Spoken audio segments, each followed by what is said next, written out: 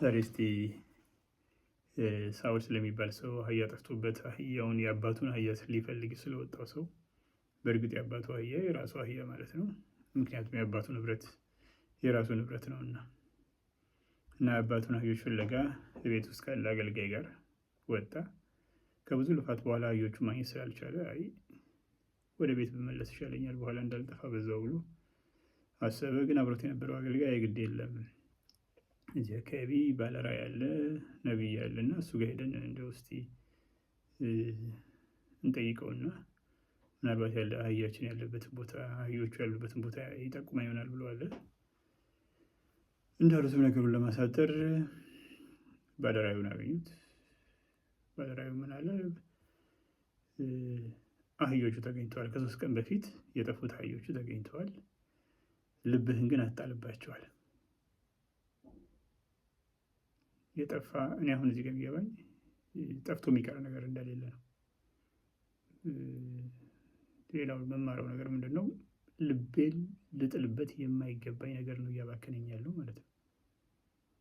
እና አንተ ፈላጊ ሳይሆን ትሆን ይልቁንስ ተፈላጊ ነህ ብሎት ጭራሽ ለንግስና እንደሚፈልግ ለመፍትሄ ሰው እንደሆነ ብዙዎችን ሊያድን እንዳለ ብዙ ነገር ለጊዜው ለሳኦል ለመረዳት በጣም የሚከብደውን ነገር ነገረው።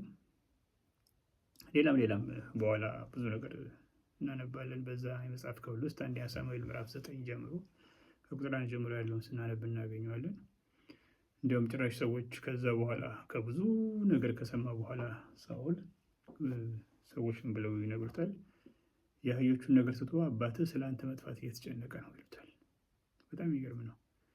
እኔ አሁን ይህ ታሪክ ስለ ሳኦል ነው ብዬ አላምንም፣ ስለ እያንዳንዳችን ነው ብዬ አምናለሁ። ብዙዎቻችን ማለት ሁላችንም ማለት ይቻላል አህያ ፍለጋ ባክነናል። ኮንፈረንስ እንኳን የምንሄደው አህያችንን ለማፈላለግ ነው። መቼም እዝጌር ፍለጋ ነው ብለው ማንም ይዋሻል አይመስለኝም። አህዮች ፍለጋ ነው የሄድነው። አሁን እግዚአብሔር እያሳሰበው ያለው አባታችን እያሳሰበው ያለው የአህዮቹ መጥፋት አይደለም። ምክንያቱም ጠፍቶ የሚቀር አህያ የለም። ጠፍቶ የሚቀር ነገር የለም።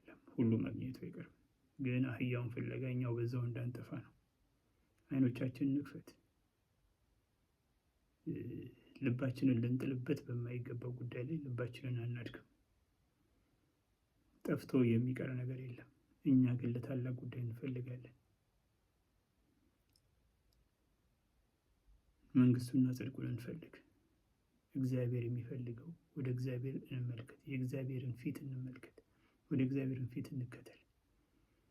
እጆቹ ላይ ሳይሆን ፊቱ ላይ፣ አህዮች ላይ ሳይሆን አባታችን ላይ አይኖቻችን ይሁን። ደክመን በዛው እንዳንጠፋ፣ ደክመን በዛው እንዳንጠፋ እንንቃ።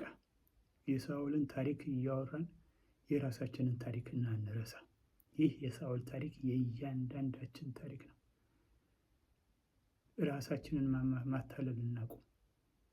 እኛ ያልዘለልንበት፣ እኛ ያልጨፈርንበት፣ እኛ ያላሸበሸብንበት ኮንፈረንስ አለ።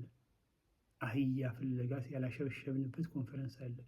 ለእግዚአብሔር አሸበሸብን የሚባለውን ነገር ወደዛ ጣሉት። እውነቱን እናገር ከተባለ አህዮቻችንን በዛ የምናገኝ እየመሰለን ነው የደከም ነው። ለባለ መድኃኒቶች ገንዘባችንን ሰተን ጨረስን። እግዚአብሔር ግን አባታችን እግዚአብሔር የሚለን ግን ወደ አባታችሁ ተመለሱ እያለ ነው።